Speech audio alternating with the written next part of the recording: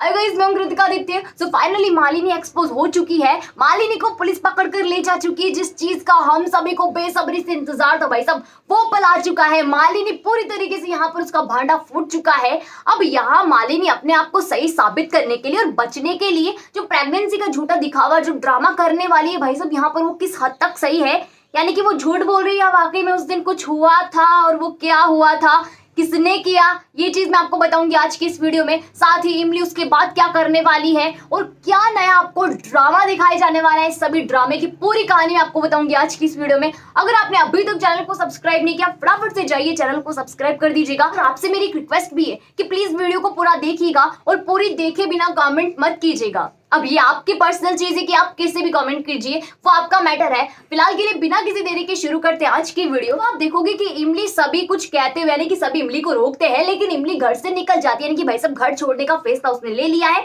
और वाकई में घर छोड़कर वो जा चुकी है। अब इमली जैसे ही बाहर निकलती तभी उसे अनु की कार के पीछे से, यानी कि भाई साहब अनु की कार से उसे वो साड़ी मिलती है जो आधी जली हुई होती है। और भाई साहब वो पहचान जाती है कि साड़ी किसी और की नहीं बल्कि मेरी है। तो वाकई में उसके दिमाग में यहाँ पर सारी चीजें क्लियर हो जाती है कि किस तरीके से इन्होंने चाल चली है मेरे साथ और आदित्य को फंसाने की यहाँ पर कोशिश की गई है। अब ये सारी चीजें जैसे उसके दिमाग में आती है, मीठी नानी से वो सारी चीजें बताती है और वो उसे राय देती है कि तुम यहाँ पर अब पीछे मत बैठो बेटा जी। अब अगर तुमने कुछ नहीं किया तो तुम हमेशा के लिए आदित्य को खो दोगी, तुम्हें कुछ करना होगा, एक्शन लेना होगा। यहाँ पर इमली सोचती है कि एक्शन तो इस बार लूंगी, मगर ऐसा एक्शन लूंगी कि मेरी मालिनी दीदी अपनी पूरी जिंदगी में याद रखेगी। अब यहाँ ये सारी चीजें होती है। दूसरी तरफ आप देखोगे कि आदित्य बेचारा परेशान है। इमली जिस तरीके से उसे छोड़कर जा चुकी है, उस सदमे से अभी वो बाहर नहीं निकला है। हाँ, वो उदास सा बैठा हुआ होता है। सभी घर वाले उसे संभालने की कोशिश करते हैं। तभी भाई साहब सायरन बजता है पुलिस का और पुलिस घर में एंट्री मारती है। सभी लोग यहाँ पर यूं अचानक पुलिस को आते हुए देखकर चौंक जाते हैं कि भाई साहब बात क्या हुई, यहाँ पर पुलिस को किसने बुलाया। अनु सोचती है कि मैंने तो बुलाया नहीं, बाकी यहाँ पर बस धमकी दी थी। भाई साहब यहाँ पर पुलिस बिना बुलाए कैसे आ गई। तो ये सारी चीजें यहाँ पर होती है। सभी के दिमाग में यहाँ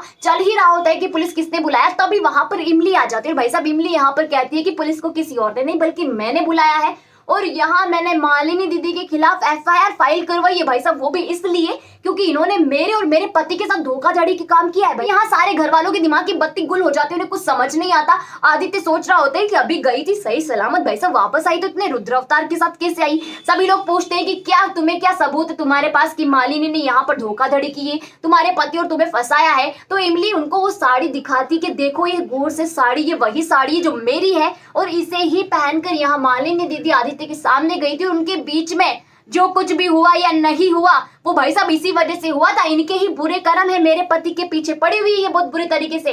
तो ये सारी चीजें सभी लोग सुनते हैं तो सभी लोग चौंक जाते हैं। अनु यहाँ पर बात को संभालने की कोशिश करती है क्योंकि उसे पता है कि बात तो बिगड़ चुकी है और अब बिगड़ी हुई बात को यहाँ वो संभाल रही है। इमली से कहती है कि साड़ी तो मैं अपनी बेटी के लिए लाई थी और ये मेरी साड़ी है, ये तुम्हारी साड़ी नहीं है। और जब मैंने देखा कि तुम्हारे पास ऐसी साड़ी है तो इसलिए मैंने सोचा कि मैं इस साड़ी को जला देती हूँ क्योंकि मेरी बेटी नौकरानी जैसे कपड़े तो पहन नहीं सकती। अब वो जो ये ड्रामा करे ये बहुत पुराना हो चुका है, ये बहुत पहले का ड्रामा। इमली सारी चीजें समझ जाती, उसे पता है कि बहुत बुरी तरीके से ड्रामा करे। यहाँ अब इनका ड्रामा नहीं चलने वाला।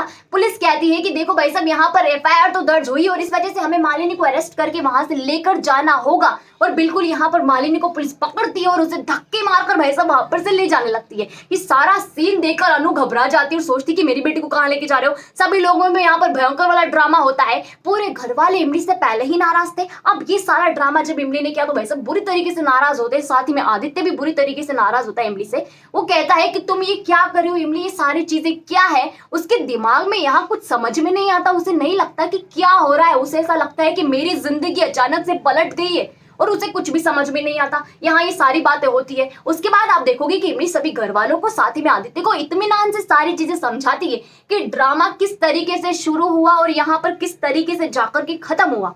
अब वो प्रूफ कर देती है कि मालिनी ने यहाँ पर बहुत बुरा काम किया है और इसकी सजा उसे भुगतनी होगी। मैं किसी भी कीमत पर मालिनी को यहाँ पर बर्दाश्त नहीं करूंगी। साथ ही में यहाँ पर आदित्य को भी वार्निंग दे देती है कि आप सोच रहे थे ना कि मेरे दादा चले जाए, कि उन्हें पुलिस पकड़ कर ले जाए, तो मैं इस चीज के साथ हूँ और साथ ही में मैं ये भी चाहती हूँ कि मालिनी के साथ भी वही सारी चीजें हो और उन्होंने तो उनके साथ तो और भी ज्यादा बुरा हो क्योंकि उन्होंने तो मेरे साथ भी सारी चीजें करी है। भाई साहब यहाँ पर आपको मरवाने की साजिश करी है, साथ ही में हमारे रिश्ते में दरार डालने की कोशिश करी है, खेलती जिंदगी में आग लगाने की कोशिश करी। तो आप समझ सकते हो कि मैं उन्हें किस तरीके से यहाँ पर सजा दूंगी। अब ये सारी चीजें होती, सभी घर वाले डर जाते हैं, सभी घर वालों को समझ नहीं आता कि इमली में इतनी ताकत आ कैसे गई, इतना रुद्र अवतार उसका देखकर सभी लोग परेशान हो जाते हैं। मीठी नानी भाई साहब सभी लोग वापस आ जाते हैं, सभी लोगों की एंट्री हो जाती है और जो यहाँ पर लग रहा था चले जाएंगे वो सभी वहीं पर रुक जाते हैं। अनु यहाँ भर भर कर इमली को सुनाती है, साथ ही में आदित्य को कहती है कि वो उसके खिलाफ यहाँ पर एक्शन लेगी क्योंकि उसने जो उसकी बेटी के साथ किया वो बहुत बुरा है। सभी घर वालों को इमोशनल ब्लैकमेल करती है। मालिनी का ये सारा ड्रामा चल ही रहा होता है कि एंट्री हो जाती है कैसी की,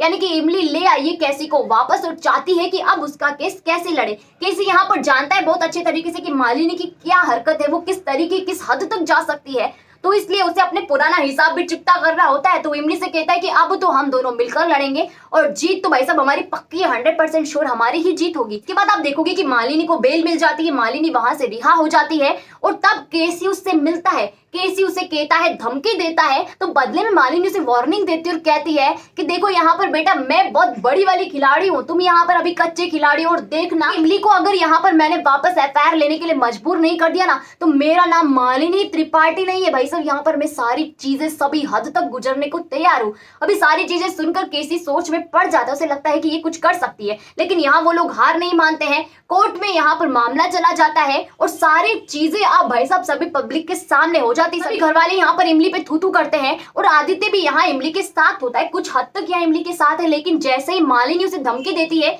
कि उस रात हमारे बीच जो कुछ भी हुआ उसकी वजह से भाई साहब मैं प्रेग्नेंट हो चुकी हूँ, यानी कि वो प्रेग्नेंट होने का ड्रामा करती है आदित्य के सामने। और आदित्य जब ये सारी बातें सुनता है तो उसके पैरों के तले से जमीन खिसक जाती है, पूरा शॉक्ड हो जाता है। यहाँ पर आदित्य सोचता है कि अरे भगवान मैं करूँ तो क्या करूँ, मेरी तो किस्मत ही खराब है, इधर जाऊं तो कुआं उधर जाऊं तो खाई, और दोनों के बीच में मैं बहुत बुरी तरीके से फंस चुका हूँ। इमली को यहाँ पर मैं कुछ नहीं कह सकता क्योंकि वो सही और सही रास्ते पे चल रही है और मालिनी यहाँ पर मेरे बच्चे की माँ बनने वाली। अगर ये सारी चीजें लीक हो गई तो किस तरीके से घर की बदनामी होगी, सभी को मैं क्या कहूंगा, क्या यहाँ पर सीन क्रिएट होगा। तो ये सारी चीजें सोचकर उसका दिमाग खराब हो जाता है। दूसरी तरफ इमली पूरे तरीके से प्रूफ ढूंढने की कोशिश में लग जाती है। अब यहाँ मैंने आपको पहले ही बता दिया था कि इमली जाने से पहले भाई सब कैमरा सेट करके गई है और वो सारी चीजें रिकॉर्ड कर लेती है मालिनी के खिलाफ सारी सबूत जब उसे मिलते हैं तो वो आदित्य के पास जाती है, आदित्य से कहती है कि देखो ये सारे सबूत काफी है मालिनी को जेल भेजने के लिए और अब मैं मालिनी को किसी भी तरीके से वापस रिहा नहीं होने दूंगी। इस बार तो बेल पर छोड़कर आ गई लेकिन मैं अगली बार उसे आने नहीं दूंगी।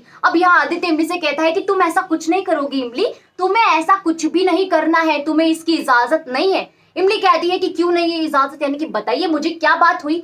तभी वहां पर मालिनी की एंट्री होती है और मालिनी कहती है इमली को कि देखो मैं आदित्य के बच्चे की मां बनने वाली हूं, मैं प्रेग्नेंट हूं और इस लहजे से तुम घर वालों की बदनामी नहीं करवा सकती हो और अगर तुम में इंसानियत है, तुम आदित्य से प्यार करती हो तो तुम्हें केस वापस लेना होगा। अब ये भयंकर वाली चाल मालिनी ने चल दी जिसमें इमली बुरी तरीके से फंस जाती है, उसे समझ नहीं आता, दिल और दिमाग दोनों उसका बिखर जाता है, सभी कुछ हिल जाता है, सब कुछ टूट जाता है। उसे आदित्य पर भरोसा नहीं होता और आदित्य भी इस बार उसके साथ है, यानी कि मालिनी के साथ है आदित्य पूरी तरीके से। वो भी चाहता है कि इमली केस वापस ले ले। अब इन सभी चीजों के बीच में इमली बुरी तरीके से फंस जाती है, लेकिन इमली को पता है कि ये प्रेग्नेंट नहीं है, बस नाटक कर रही है। तो इमली अब इन सभी चीजों के बारे में भी जानकारी हासिल करेगी, फिर सारी चीजें उसके सामने आती है तो सभी घर वालों को बताती है और फिर मालिनी पूरी तरीके से एक्सपोज होती है और वाकई में मालिनी एक्सपोज होगी। चाहे वो कितनी ही चालें चल ले, चाहे वो कितना ही नाटक कर ले, कितना ही ड्रामा यहाँ पर दिखा ले, वो एक्सपोज होगी क्योंकि एक रात में ऐसा कुछ नहीं हो सकता जो उससे इतने सालों में नहीं हुआ। तो सारी चीजें आपको दिखाई जाएंगी। उसी के साथ मैंने आपको आगे आने वाले अपकमिंग ट्विस्ट की जानकारी दे दी है। अगर आपको वीडियो अच्छी लगी हो तो वीडियो को लाइक कीजिएगा, शेयर कीजिएगा, कमेंट करके मुझे ये बताइएगा कि आपको मेरी आज की वीडियो कैसी लगी। उसी के साथ ये भी मुझे कमेंट करके बताना कि आपको लगता है कि मालिनी यहाँ पर प्रेग्नेंट हो सकती है, भाई साहब आदित्य के बच्चे की माँ बन सकती है। क्या आपको लगता है कि ऐसा होगा या फिर नहीं होगा? ये चीज मुझे कमेंट सेक्शन में कमेंट करके जरूर बताएं। जिन लोगों ने अभी तक चैनल को सब्सक्राइब नहीं किया फटाफट से जाइए चैनल को सब्सक्राइब कीजिए, वहीं पास ही में नोटिफिकेशन के बेल आइकन का बटन है उसे भी प्रेस कीजिएगा ताकि जब भी हमारी वीडियो है सबसे पहले आप तक पहुंचे बिना किसी रुकावट के।